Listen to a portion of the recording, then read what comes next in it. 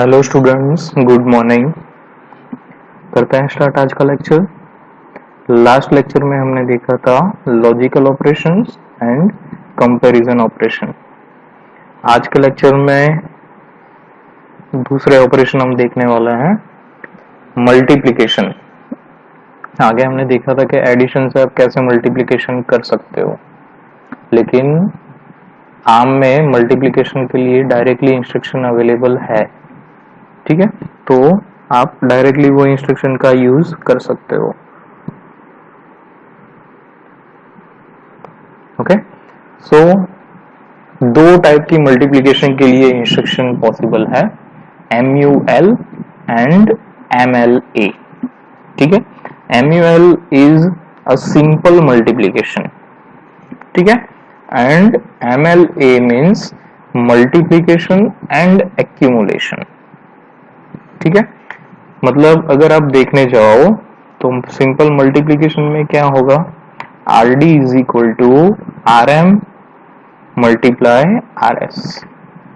Okay, और MLA में क्या होगा, RD is equal to RM multiply by RS plus RN। ठीक है, वो ऑपरेंड आपको यही पोजीशन में सेट करना है, वो इसी पोजीशन से ऑपरेंड उठा के ये ऑपरेशन करेगा। ठीक है, समझ में आया आप लोगों को? Okay, this two instruction. Okay, अभी एक काम करता है कि मल्टीप्लिकेशन होने वाला है। ठीक है, RM का साइज कितना होगा, 32 बिट। RS का साइज कितना होगा, 32 बिट। तो 32 bit when multiplied by 32 bit, the result may be a 64 bit। समझ में आ रहा है? अगर हम सिंपल नॉर्मल मल्टीप्लिकेशन देखें कि 8 cross 8, 8 is a single digit, again 8 is a single digit, तो 8 cross 8 result is 64, that is double.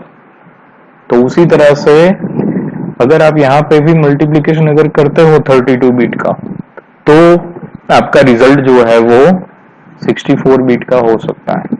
लेकिन ये जो रिजल्ट 64 बिट का होगा, जो डेस्टिनेशन रजिस्टर आप यूज करोगे उसकी साइज तो 32 बिट ही होगी, तो उसमें ये 64 बिट का रिजल्ट कैसे स्टोर होगा।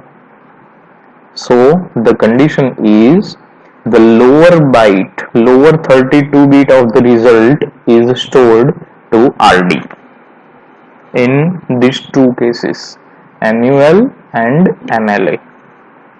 अगेन रिपीट करता हूं, after MUL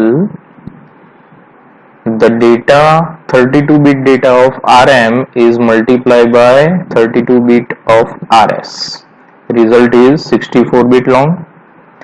the lower 32 bit of result is stored to RD। ठीक है, only lower 32 bit of the result is stored to RD। उसी तरह से यहां पे क्या होगा,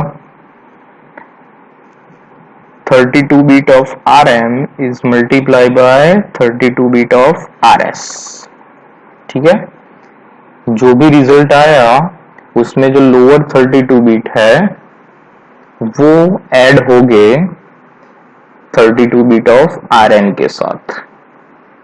ठीक है, और जो भी रिजल्ट आएगा वो स्टोर होगा कहां पे, RD में। ठीक है, so it's multiply and accumulate. यहाँ पे आप देखने जाओ तो जनरली 6 इंस्ट्रक्शन है। ठीक है, तो ये दोनों इंस्ट्रक्शन किसके लिए है, ओनली 32 बिट डेटा स्टोरेज के लिए। It can't store 64 bit of result. Clear, समझ में आ गया? ये पोजीशन आपको ऐसे ही रखनी है। अगर मैं MUL में ऐसा नहीं हो सकता कि RD का डेटा RM के डेटा के साथ मल्टीप्लिकेशन हो और रिजल्ट स्टोर हो RS में, it not possible. Clear? So this is a normal multiplication. Advancing करते हैं, ये 4 जो इंस्ट्रक्शन आपको दिख रही है उसमें क्या होगा कि 64 बिट का रिजल्ट आप स्टोर कर सकते हो, लेकिन उसके लिए आपको 2 कंसेक्यूटिव रजिस्टर चाहिए। It's not necessary to be a consecutive, लेकिन जो पोजीशन यहाँ पे दी है उसके अकॉर्डिंग होनी चाहिए। RD high and RD low, इसका क्या मतलब है? Higher order register and lower order register. हमारे पास रजिस्टर्स की अवेलेबिलिटी है R0 टू R12, ठीक है। तो R0 टू R12 में जितने रजिस्टर हैं उसमें से कोई से भी 2 आप रजिस्टर यूज कर सकते हो, लेकिन आरडी हाई की जगह पे आपको हायर ऑर्डर रजिस्टर रखना होगा और आरडी लोअर की जगह पे आपको लोअर ऑर्डर रजिस्टर। मतलब अगर मैं यूज करना चाहता हूं R1 और R7, तो मुझे R7 को कंपलसरी यहाँ पे ही डालना पड़ेगा और R1 को मुझे यहाँ पे डालना पड़ेगा। ऐसा नहीं हो सकता कि मैं R1 को यहाँ पे डालूं और R7 को यहाँ पे। That is the only condition. समझ में आया? सो 64 bit of data can be stored by using these 4 instructions, which are they? SMLAL and SMULL। तो यहाँ पे जो लास्ट में L यहाँ पे अपेंड किया है, इसका मतलब है लॉन्ग। ओके, जनरली लॉन्ग जो हमारा डेटा टाइप है उसका साइज रहता है 64 बिट का, ठीक है। तो ये 64 बिट के रिजल्ट को स्टोर कर सकती है, इसलिए यहाँ पे लॉन्ग अपेंड किया, ठीक है। S क्या सिग्निफिकेंट करता है? S significant sign numbers. Okay, sign multiplication अगर मुझे करना है तो मैं ये 2 इंस्ट्रक्शन यूज कर सकता हूँ, और बीच में तो दोनों है वो MUL and MLA। It is same as here. MUL क्या करेगा? सिंपल मल्टीप्लिकेशन करेगा, और MLA क्या करेगा? Multiplication with accumulation. तो पहले इंस्ट्रक्शन देखते हैं SMLAL क्या करेगा? ये साइन मल्टीप्लाई एक्यूमुलेट लॉन्ग, ठीक है। क्या होगा इसमें? सबसे पहले RM में जो 32 बिट का डेटा है वो RS के 32 बिट के डेटा के साथ मल्टीप्लाई होगा। इसका रिजल्ट 64 बिट का होगा। ये 64 बिट के रिजल्ट को हम दो पार्ट में डिवाइड कर लेते हैं, higher 32 bit and lower 32 bit, ठीक है। Result higher 32 bit, result lower 32 bit. तो वो ऐड होगा किसके साथ? इन लोगों के साथ, प्रीवियस RDHI एंड RDLO के साथ, ठीक है। प्रीवियस मतलब RDHI के जो 32 बिट है वो ऐड होंगे किसके साथ? रिजल्ट के हायर 32 बिट के साथ। और RDLO किसके साथ ऐड होगा? रिजल्ट के लोअर 32 बिट के साथ, ठीक है। और जो भी रिजल्ट आएगा वो कहां पे लोड होगा? RDHI and RDLO। मतलब अगर मैं बोलने चाहूं अगेन, तो ये मैं ऐसा बोल सकता हूं कि RDHI का 32 बिट है वो ऐड होगा, सबसे पहले लोअर का एडिशन होता है, तो RDLO का जो 32 बिट है वो ऐड होगा किसके साथ? रिजल्ट के लोअर 32 बिट डेटा के साथ। और जो भी रिजल्ट आएगा वो लोड होगा कहां पे? RDLO में। उसी तरह से RDHI के जो 32 बिट है वो ऐड होंगे किसके साथ? रिजल्ट जो है उसके हायर ऑर्डर 32 बिट के साथ, और जो भी रिजल्ट आएगा वो लोड होगा RDHI में। मतलब कि टोटल 64 बिट का रिजल्ट स्टोर होगा। समझ में आ गया? सेकंड इंस्ट्रक्शन है SMULL। ये इंस्ट्रक्शन क्या करेगी? RM और RS, RM का जो 32 बिट का डेटा है वो RS के 32 बिट के डेटा के साथ मल्टीप्लाई होगा, और जो भी रिजल्ट 64 बिट का आएगा वो 64 बिट के रिजल्ट की जो लोअर 32 बिट है वो स्टोर हो गए RDLO में। और जो हायर 32 बीट है रिजल्ट की वो स्टोर होगी RDHI में। Clear? Next two operations UMLAL and UMULL. U stands for unsigned multiplication. Unsigned means only positive numbers. ठीक है? UMLAL unsigned multiplication accumulate long और UMULL unsigned multiply long. दोनों में सेम ही है, इनके जैसा ही, ओनली अ डिफरेंस इज के unsigned number का प्रोसेस होगा। मतलब के RDLO का जो 32 बीट है वो ऐड होगा किसके साथ? रिजल्टेंट लोअर 32 बीट के डेटा के साथ और रिजल्ट स्टोर होगा RDLO में। उसी तरह से RDHI का जो 32 बीट है वो रिजल्ट के 32 बीट हायर ऑर्डर 32 बीट के साथ ऐड होंगे और रिजल्ट स्टोर होगा RDHI में। ठीक है? अगर आपको सिंपली एडिशन नहीं करवाना है तो आप क्या करोगे? बिफोर यूजिंग दिस UMLAL और SMLAL और SMULL you have to clear the content of RDHI and RDLO। मतलब कि प्रीवियस जो है वो आप 0 कर दोगे तो क्या होगा? RM का 0 के साथ ऐड होगा, RS का भी 0 के साथ। ठीक है? और रिजल्ट स्टोर हो जाएगा यहाँ पे। ठीक है? ये अगर मैं ये करता हूँ RDHI और RDLO को 0 कर देता हूँ तो ये इंस्ट्रक्शन सेम हो जाएगी UMULL के साथ, क्योंकि यहाँ पे एडिशन 0 के साथ करो या फिर एडिशन ना करो, दोनों सेम चीजें ही है। ठीक है? ये इंस्ट्रक्शन कब, ये एक्यूमुलेट वाली इंस्ट्रक्शन यूज होगी कि जब आपको रिपीटेडली ऑपरेशंस करना है। ठीक है? 2 को 5 टाइम्स 2 के साथ एडिशन करना है तो क्या करेंगे? 2 + 2 + 2 + 2 + 2। ठीक है? तो वहां पे ये काम आएगी, वो उनके जैसे ऑपरेशंस हैं उसमें, क्योंकि यहाँ पे क्या होगा? प्रीवियस का जो रिजल्ट है वो ऐड होगा करंट के साथ। ठीक है? समझ में आया? UMULL unsigned multiply long. तो यहाँ पे क्या होगा? मल्टीप्लीकेशन होगा अनसाइंड नंबर्स का। ठीक है? Normal multiplication. Any confusion? MLA and MUL, these two instructions are used to store a lower 32 bit of result, while these 4 instructions are used to store 64 bit of result. ठीक है? यहाँ पे S append आप कर सकते हो।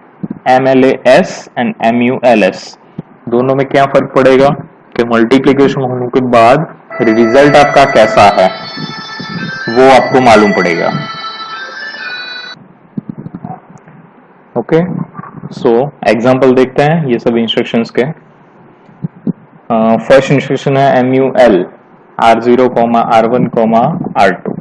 तो ये इंस्ट्रक्शन क्या करेगी? सिंपल R1 और R2 का जो डेटा है उसका 32 बिट का डेटा उसको मल्टीप्लाई करेगी और जो भी रिजल्ट आएगा उसके लोअर 32 बिट को स्टोर करेगी R0 में। यहाँ पे अगर मैं S लगा दूं तो क्या हो जाएगा? ये जो रिजल्ट आएगा उसके अकॉर्डिंग कौन से फ्लैग्स इफेक्ट हो रहे हैं, मतलब रिजल्ट कैसा है वो भी स्टेटस रजिस्टर में दिखाएगा। MLA R3, R4, R5, R6। यहाँ पे बहुत ध्यान रखना है हमें कि ये किस चीज का मल्टीप्लाई करता है और किसके साथ एडिशन करता है। तो आपको ध्यान रखना है कि R4 और R5 ये दोनों का मल्टीप्लिकेशन करेगा और R6 के साथ ऐड करेगा। R4 का जो 32 बिट का डेटा है वो पहले मल्टीप्लाई होगा किसके साथ? R5 के 32 बिट के डेटा के साथ। जो भी रिजल्ट आएगा 64 बिट का, उसका जो लोअर 32 बिट का डेटा है रिजल्ट का जो लोअर 32 बिट, वो ऐड होगा किसके साथ, R6 के साथ, R6 का जो 32 बिट का डेटा है उसके साथ, और जो भी फाइनल रिजल्ट आएगा वो लोड होगा R3 में। ठीक है, so it adds only lower 32 bit of the result of R5 R6 to R6, then it store it to R3. Clear? MLA R4 R3 R2 R1, R3 और R2 का multiplication होगा और वो add होगा R1 के साथ। ठीक है, multiply with a constant can often be more efficient implemented using shifted register operand। ठीक है, ये हमने जो देखा था कि अगर मुझे सिंपली 35 मल्टीप्लाई बाय R1 करना है, ठीक है, 35 मल्टीप्लाई बाय R0, तो कैसे कर सकता हूं मैं, तो MOV R1 35, R1 में लोड कर दिया 35, और सिंपल MUL मल्टीप्लिकेशन से मैं कर सकता हूँ कि R1 में 35 है, R0 में ओरिजिनल डेटा है, दोनों का मल्टीप्लिकेशन होगा, उसका जो लोअर 32 बिट है वो लोड होगा R2 में। ठीक है, उसी तरह से दूसरी तरह से मैं ये कर सकता हूँ कि R0 का डेटा पहले लेफ्ट शिफ्ट करूं, मल्टीप्लाई बाय 2, 2 बार शिफ्ट करूंगा तो मतलब हो जाएगा 4 टाइम्स। ठीक है, पहली बार करूंगा तो मल्टीप्लाई बाय 2 होता है, दूसरी बार करता हूं तो मल्टीप्लाई बाय 4 होता है, तो R0 का डेटा 2 बार शिफ्टिंग होगा तो वो हो जाएगा 4R0। ठीक है, ये 4R0 ऐड होगा R0 के साथ, मतलब क्या हो जाएगा 5R0। ठीक है, 5R0 will be loaded to R0। ठीक है, अभी ये 5R0 इसको हम बोलते हैं R0 डैश, इसका जो रिजल्ट आया उसको हम R0 डैश बोले, तो क्या होगा नेक्स्ट ऑपरेशन हमारा RSB। ठीक है, क्या होगा इसमें, R0 का डेटा जो प्रीवियस 5R0 है वो data left side 3 times rotate होगा। ठीक है, मतलब कि 8R0 हो जाएगा, ये 8R0 माइनस R0, क्योंकि RSB क्या है, सब्ट्रैक्शन है।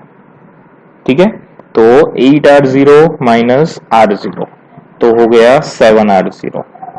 ठीक है, और R0 डैश 7R0 डैश मतलब R0 क्या है 5R0, मतलब 7 multiply by 5 multiply by R0, 35R0 will be loaded to R2।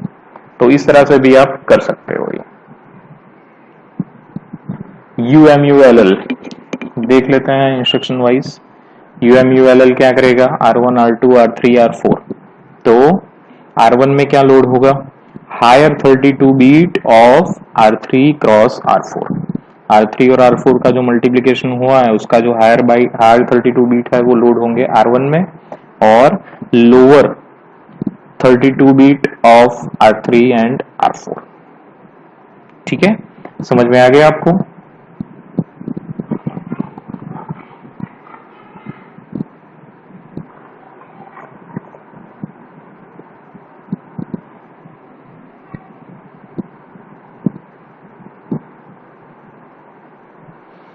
उसी तरह से SMULL भी ये करेगा, R3 में लोड होगा higher 32 bit of R1 cross R2 and R4 has a lower 32 bit of R1 R2। ठीक है, UMLL ऑर्डर मेंटेन करना यहाँ पे जरूरी है कि यहाँ पे R2 में हायर ऑर्डर रजिस्टर ही आएगा, R1 R2 ऐसा नहीं हो सकता। ठीक है, R2 R1 R3 R4, तो क्या होगा, R2 is equal to R2 previous R2 plus higher 32 bit of R3 cross R4, and R1 contains R1 plus lower 32 bit of R3 R4। उसी तरह से SMLAL ये क्या करेगा, R6 contains R6 plus higher 32 bit of R7 R8 and R5 is equal to R5 plus lower 32 bit of R7 cross R8।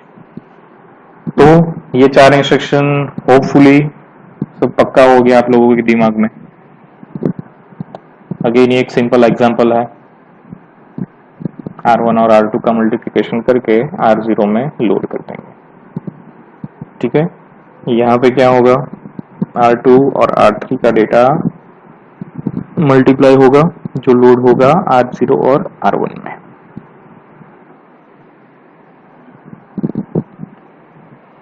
Okay, flow control instructions. Next से अब तक जो हमने देखी वो क्या थी, डेटा प्रोसेसिंग इंस्ट्रक्शंस। अब देख रहे हैं हम flow control instruction. Flow control instruction मतलब कि प्रोग्राम का जो फ्लो होता है उसको कंट्रोल करे ऐसे इंस्ट्रक्शन, मतलब जंप एंड कॉल इंस्ट्रक्शन। ठीक है, तो यहाँ पे जिसको जंप या कॉल ऐसी कोई सेपरेटेड इंस्ट्रक्शन नहीं है, यहाँ पे वो ऑपरेशन को बोला जाता है ब्रांच। ठीक है, तो उसके लिए यहाँ पे 4 इंस्ट्रक्शन है, B, BL, BX and BLX। ठीक है, B instruction is similar to branch, BL instruction is similar to call, B instruction is similar to jump and BL instruction is similar to call। उसी तरह से BX instruction is similar to jump and BLX instruction is similar to call। ठीक है, सबसे पहले आपको jump और call में डिफरेंस मालूम होना चाहिए, what is jump, what is call.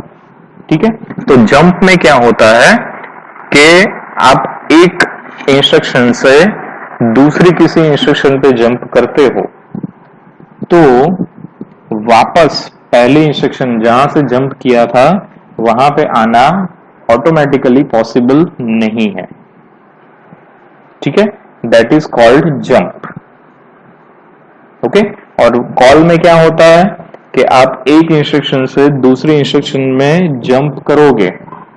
ठीक है, कॉल करोगे तो क्या होगा, कॉलिंग ऑपरेशन होगा, जो नेक्स्ट इंस्ट्रक्शन आपको एग्जीक्यूट करवानी है वो इंस्ट्रक्शन एग्जीक्यूट होगी, वो सब रूटीन पूरा एग्जीक्यूट होगा। लेकिन वो सब रूटीन एग्जीक्यूट होने के बाद जहां कहीं से भी आपने ब्रांच किया था वहां पे कंट्रोलिंग आपका वापस आ सकता है। That is the difference between jump and call. Jump में आपने जहां से जंप किया है वहां वापस आना पॉसिबल नहीं है। ठीक है, और कॉल में क्या होता है कि जहां से जंप किया है आपने वहां पे वापस आना पॉसिबल है। ठीक है, इसमें मेन काम रहता है पीसी का। PC stands for program counter. तो प्रोग्राम काउंटर का क्या यूज रहेगा, प्रोग्राम काउंटर जनरली क्या देखता है, फ्लो को कंट्रोल करता है। मतलब अभी जो करंट इंस्ट्रक्शन एग्जीक्यूट हो रही है उसके बाद कौन सी इंस्ट्रक्शन एग्जीक्यूट होनी है, वो इंस्ट्रक्शन कहां पे है, उसका एड्रेस याद रखने का काम करेगा पीसी। नेक्स्ट इंस्ट्रक्शन जो एग्जीक्यूट होने वाली है उसका एड्रेस याद करने का काम कौन करेगा, पीसी। ठीक है, अगर आप पीसी की वैल्यू को चेंज कर दोगे तो इनडायरेक्टली आप प्रोग्राम के फ्लो को अफेक्ट कर रहे हो, प्रोग्राम के फ्लो को कंट्रोल कर रहे हो। ठीक है, so PC is auto incremented register, लेकिन अगर आप चाहो तो उसको भी कंट्रोल कर सकते हो। तो ये सब इंस्ट्रक्शन पीसी को ही कंट्रोल करती है। ठीक है, तो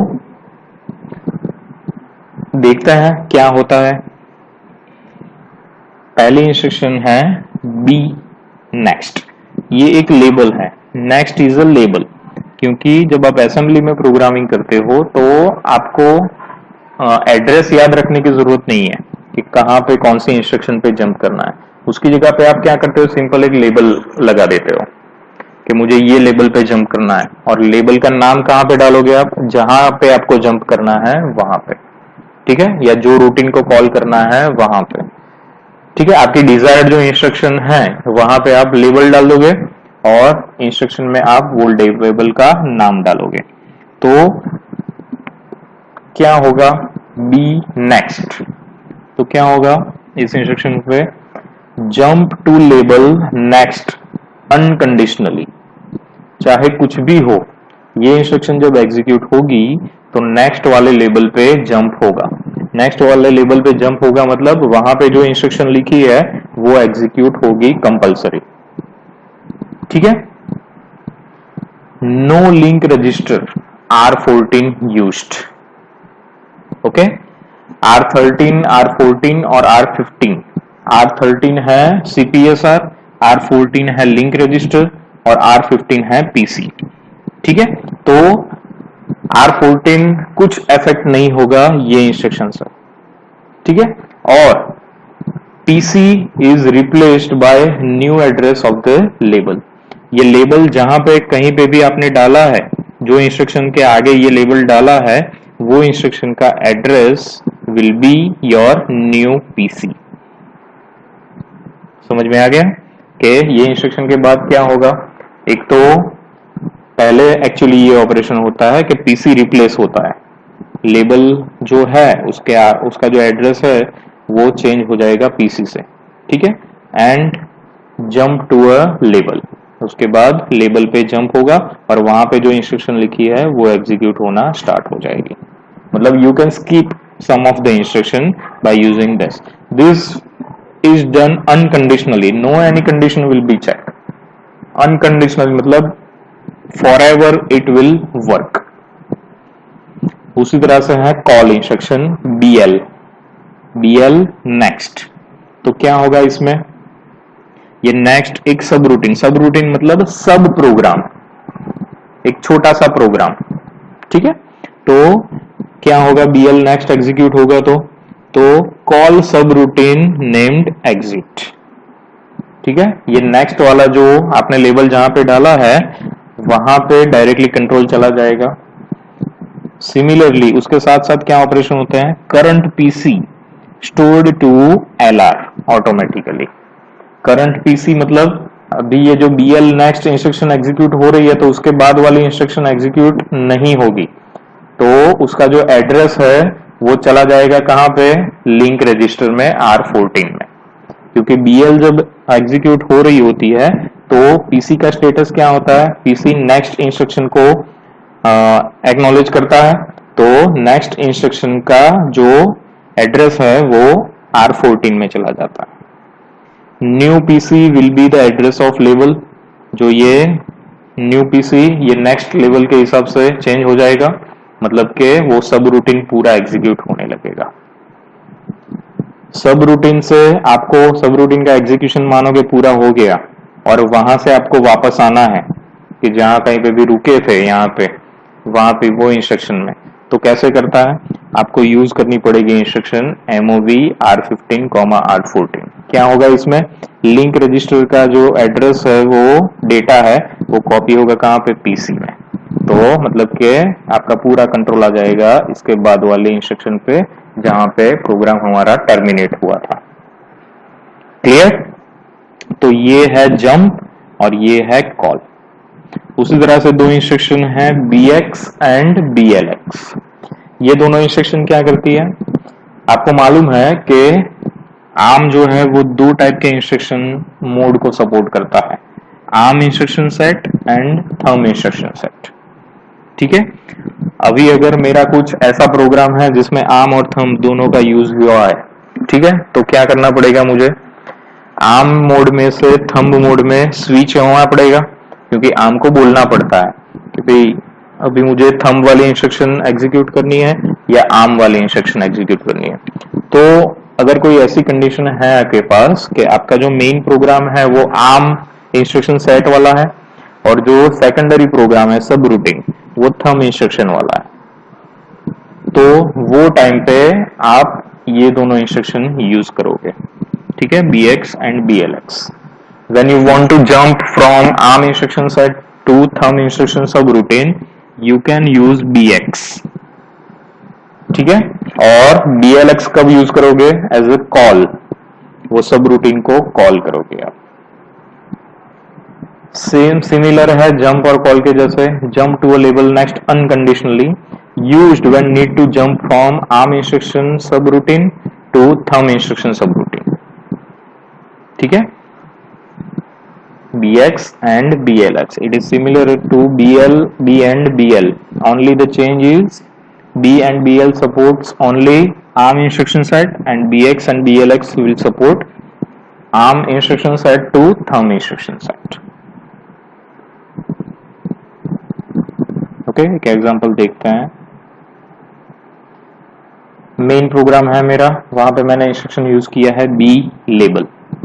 तो क्या होगा, डायरेक्टली यहाँ पे जो लेबल जहाँ पे डाला है वो इंस्ट्रक्शन एग्जीक्यूट होने लगेगी। इन दोनों के बीच वाली जो इंस्ट्रक्शंस है वो सब क्या हो जाएगी, स्किप हो जाएगी। ठीक है, ये है अनकंडीशनल ब्रांच। ठीक है, ऐसे कंडीशनल ब्रांच भी होती है कि पर्टिकुलर कंडीशन चेक करे, अगर कंडीशन फुलफिल हो रही है तो ही ब्रांचिंग हो। तो उसके लिए भी हमारे पास बहुत सारी इंस्ट्रक्शन अवेलेबल है कंडीशनल ब्रांच के लिए। एक और एग्जांपल देखते हैं, mov r0 loop add r0 cmp r0 bne loop branch if not equal. Comparison होने के बाद अगर मेरा दो डेटा इक्वल नहीं है, ब्रांच इफ नॉट इक्वल, तो ही लूप पे जंप होगा। अगर यहाँ पे कंडीशन फुलफिल होगी तो लूप पे जंप होगा, अगर कंडीशन फुलफिल नहीं होगी तो नेक्स्ट इंस्ट्रक्शन फुल एग्जीक्यूट होगी। ठीक है, तो ऐसे कौन सी कंडीशनल इंस्ट्रक्शंस आप यूज कर सकते हो।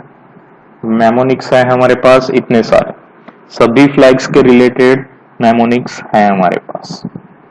ठीक है, BEQ, BNE, BCS, BHS, BCC, BLO, BMI, BPL, ये सब आपको मालूम ही है। ठीक है, ये सब कंडीशन फुलफिल होगी तो ही नेक्स्ट इंस्ट्रक्शन पे जंप होगा। ओके, ये सब इंस्ट्रक्शंस है, ब्रांचेस, कंडीशनल ब्रांच इंस्ट्रक्शन जिसे बोलते हैं। अगर आप सिंपली बी लिखते हो तो अनकंडीशनल ब्रांच हो जाएगी। Always take a branch. BL क्या करता है, BL का एक एग्जांपल देख लेते हैं। BL सब रूटीन का नाम दिया है SUB। तो सब रूटीन जो है सेकेंडरी प्रोग्राम, वो यहाँ पे डायरेक्टली कॉल होगा, ये पूरा एग्जीक्यूट हो जाएगा, और एग्जीक्यूट होने के बाद आपको मेन प्रोग्राम में CMP इंस्ट्रक्शन एग्जीक्यूट करवानी है तो आपको इंस्ट्रक्शन डालनी पड़ेगी MOV PC, LR, और you can use instruction MOV R15, R14। जैसे ही ये इंस्ट्रक्शन एग्जीक्यूट होगी, प्रोग्राम यहाँ पे कंट्रोलिंग वापस आ जाएगा। क्लियर। तो टू एंड अ सब routine from a call you can use this instruction. ठीक है, आप एक सब रूटीन से दूसरे सब रूटीन को भी कॉल कर सकते हो। BL SUB1, तो ये कॉल हो गया, यहाँ पे ये इंस्ट्रक्शन एग्जीक्यूट हुई, उसके बाद BL SUB2, तो अगेन सब रूटीन 2 विल बी कॉल्ड।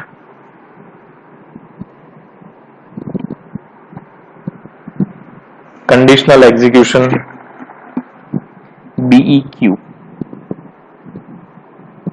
ठीक है, अगर यहाँ पे कंपैरिजन किया है R0 का 5 के साथ, if both are equal, branch if equal, तो ही बाईपास पे जाएगा। अदरवाइज अगर यहाँ पे ये कंडीशन फुलफिल नहीं होगी तो बाईपास पे जंप नहीं होगा और ऐड वाली इंस्ट्रक्शन एग्जीक्यूट होगी। ठीक है, उसी तरह से दूसरी इंस्ट्रक्शंस भी आप यूज कर सकते हो।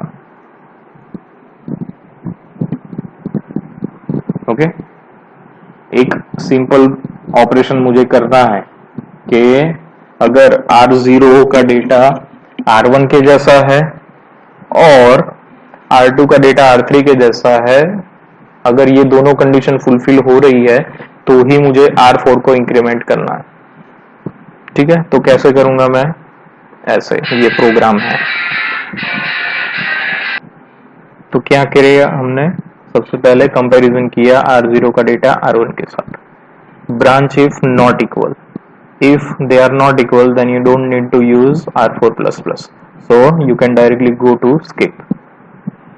अगर ये इक्वल है तो स्किप पे नहीं जाएगा, उसकी जगह पे क्या होगा, CMP वाली इंस्ट्रक्शन एग्जीक्यूट होगी। तो वहां पे क्या होगा, R2 का डेटा R3 के साथ कंपेयर होगा। If both are not equal then again go to skip, and if both are equal then add R4 1, जब R4 का डेटा इंक्रीमेंट होगा। सो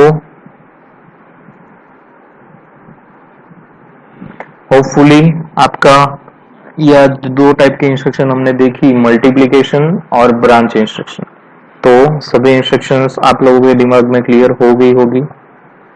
ask me any time if needed. Okay, thank you for this lecture. Thank you.